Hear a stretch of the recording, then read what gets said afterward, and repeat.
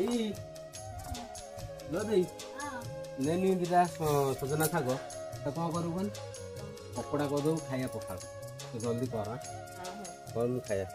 ନମସ୍କାର ସାଙ୍ଗମାନେ, ଆଜି ମୋ ଦେଇ ବନେଇବ ସଜନା ଶାଗର ପକୋଡ଼ା ଆଉ ଆଜି ପଖାଳ ଖିଆଯିବ। ଭିଡ଼ିଓ ଟିକେ ସ୍କିପ୍ ନ କରି ଶେଷ ଯାଏ ଦେଖନ୍ତୁ।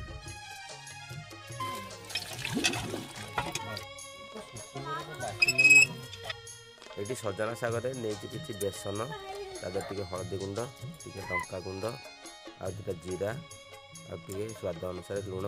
ଏବେ ତାକୁ ପାଣି ପକାଇ ଭଲସେ ଦେଇ ଗୋଳେଇ ଦେଲା। ତାପରେ ଏବେ ଆମର ଛଣାଯିବ ସଜନା ଶାଗର ପକୋଡ଼ା।